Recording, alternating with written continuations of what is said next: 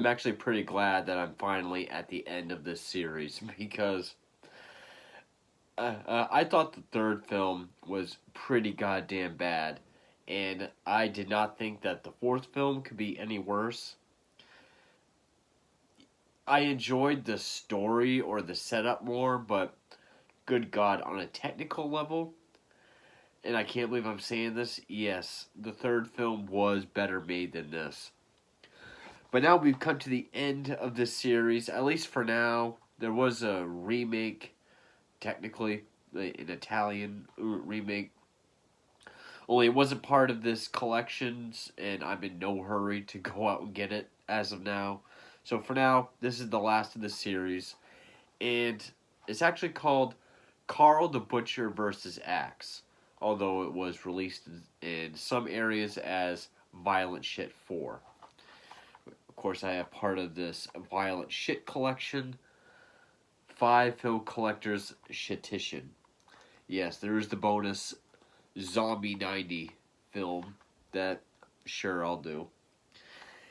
Now, again, of course, this is directed by Andreas Schnaas, who directed all the other ones.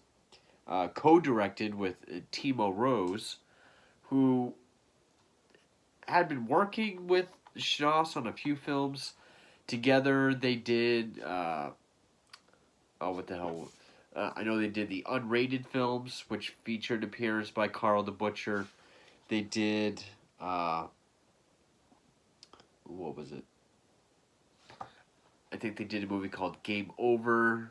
I think there's a series called Mischief or something like that. They had done a series of films together. And so now they decided to go back to violent shit with this. And I guess Axe is an original character.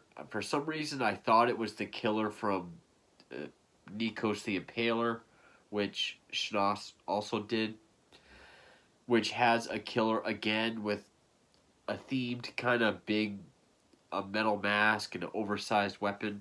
But no, it's a third character that looks just like him.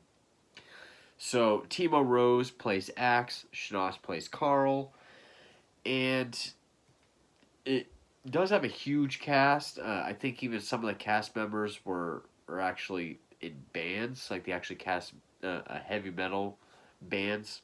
Can't remember what ones, even though it says in the credits. I didn't really care that much. The setup for this one, it's 2023. Karl's been in hell for 25 years. He's granted to go up to Earth so he can kill this new butcher named Axe. But Germany is in complete, well, Germany, the world, whatever, is in complete devastation, and there's all these little territories. It kind of reminded me of Gotham Season 5, only not even a fraction as good as Gotham Season 5, where there's all these different territories.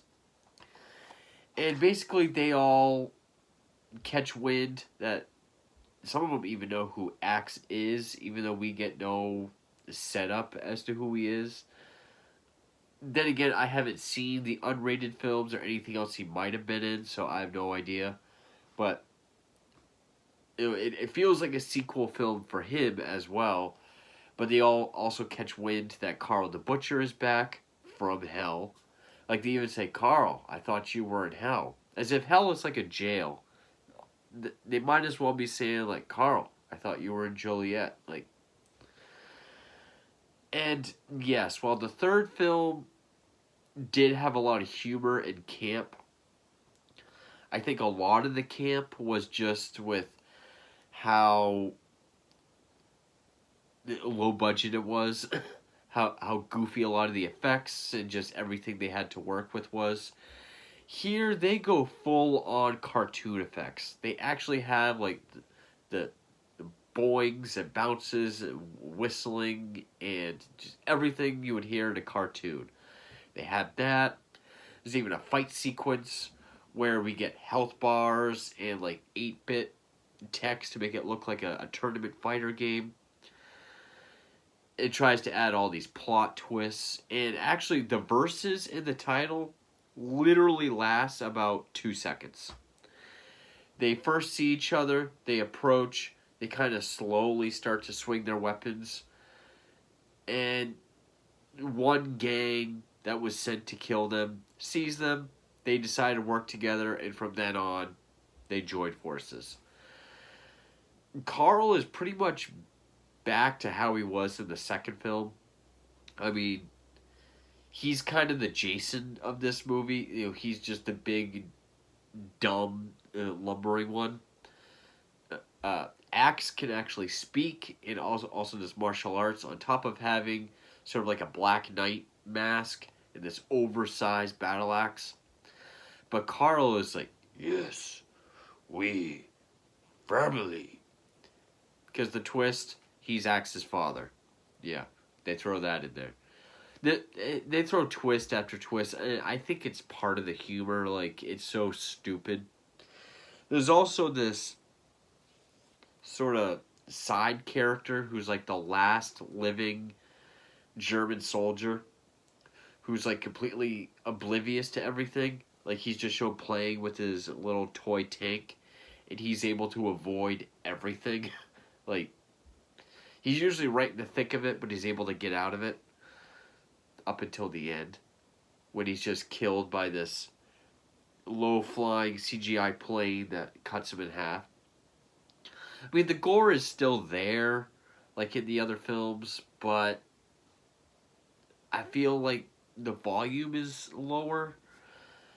I mean, it really feels pushed towards the big climax at the end, which is another huge shootout, like the third film.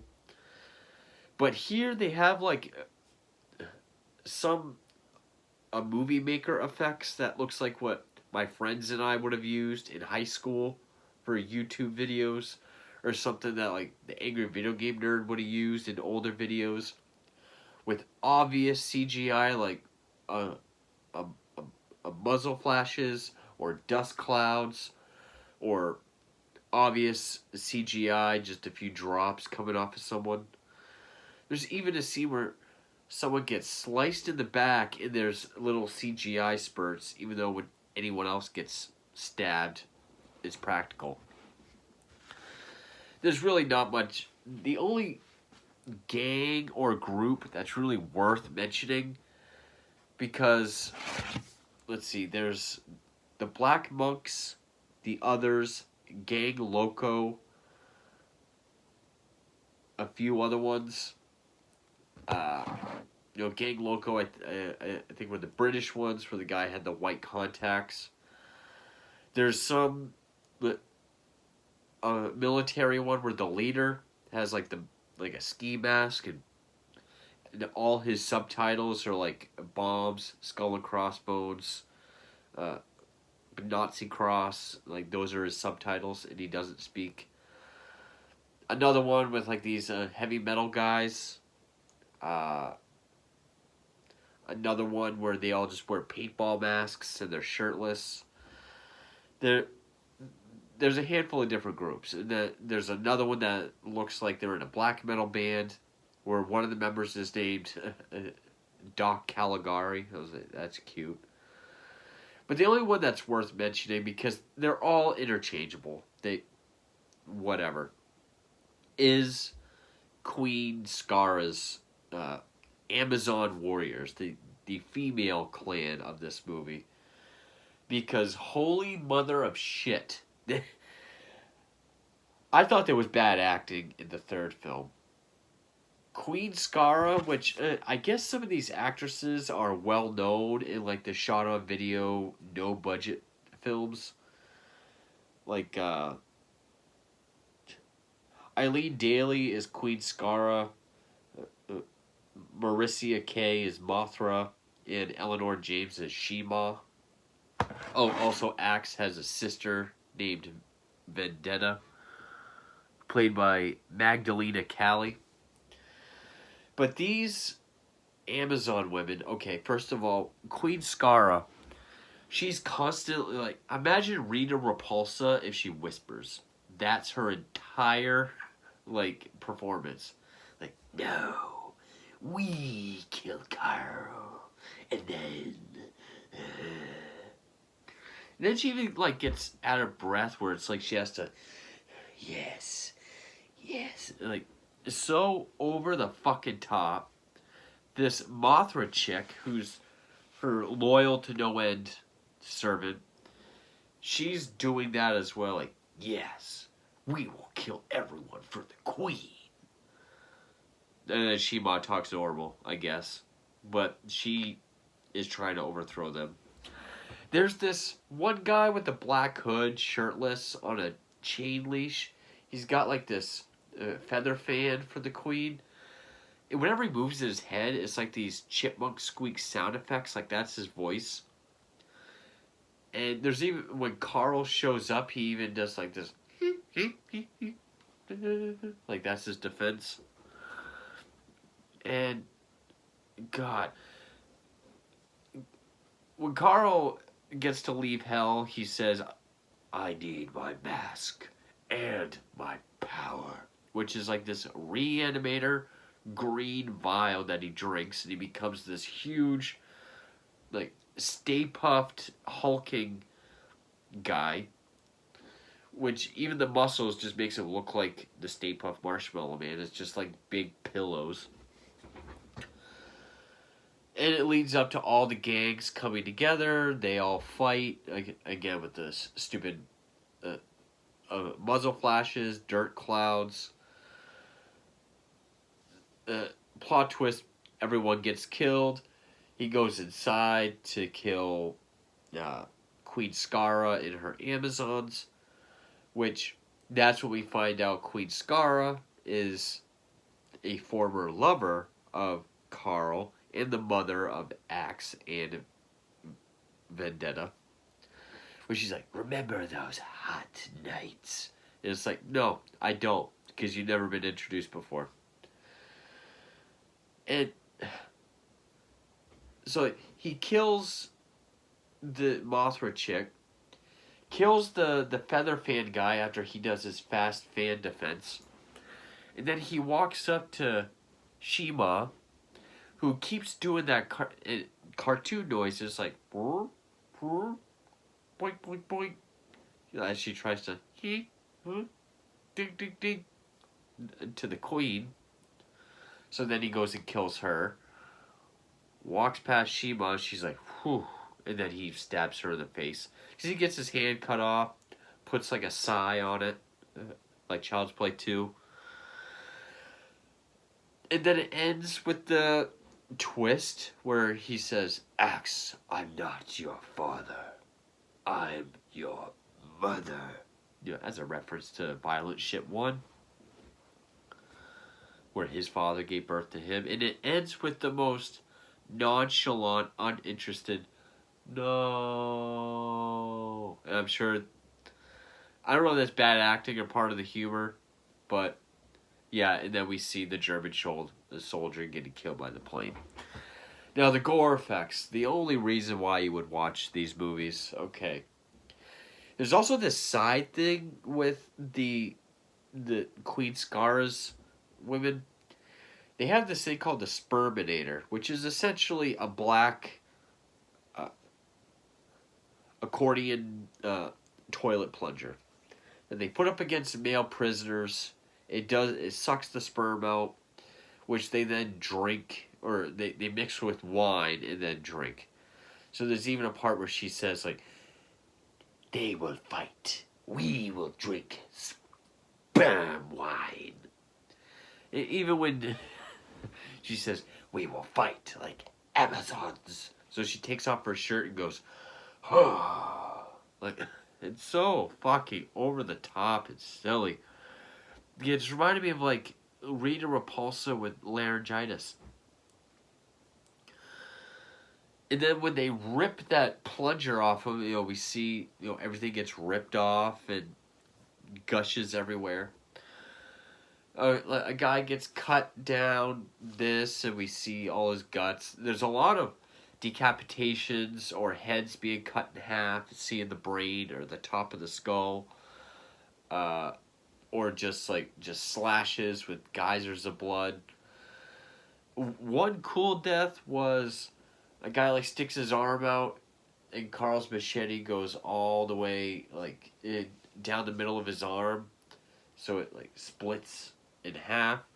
Karl rips off one half of it, stabs him in the eye with it. Okay, that was a cool death. Uh, just a lot of stuff like that.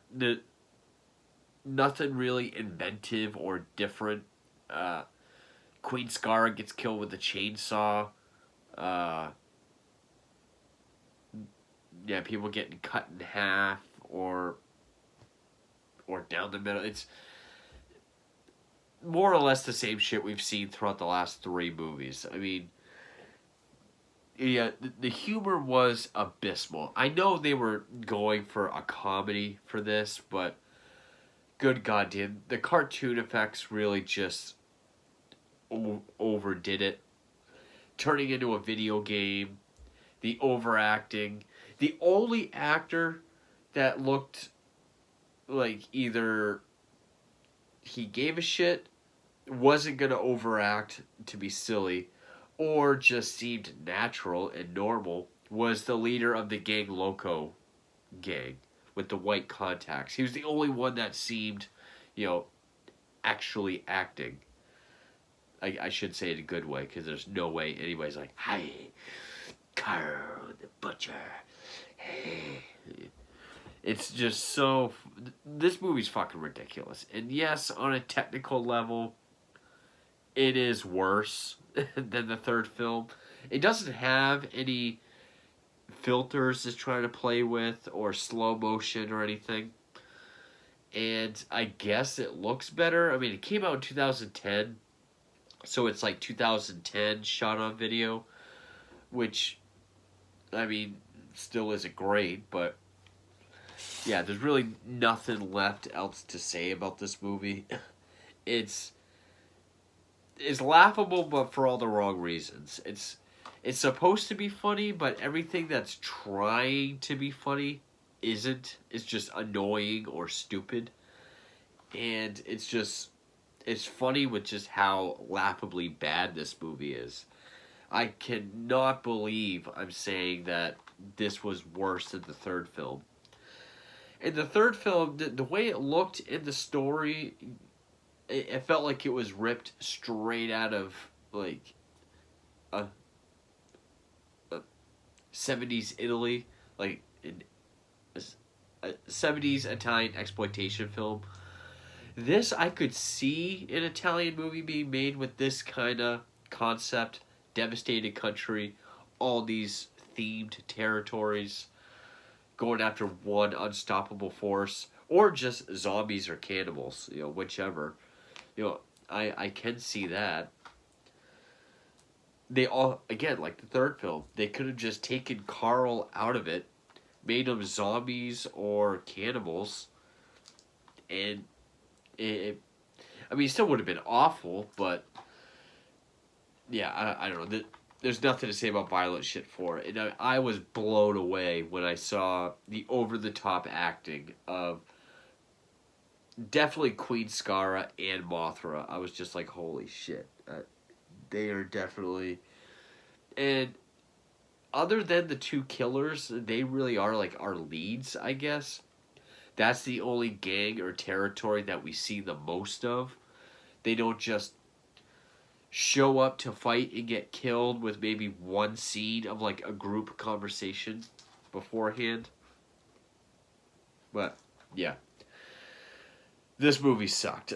I kind of liked the concept and the setup more than the third film, but the third film was much better made. And if you've seen 3 but not this one, you might find that hard to believe. But holy Christ, I did all I could to get through it. I'm not picking that up. So with that, we finally come to the end of the Violent Shit series. At some point, I'll get Violent Shit, the movie. But for now, that's it. I'm done with this shit. So yeah, I still have more extreme films to get to if they ever get here. So stay tuned for those, and thank you for watching.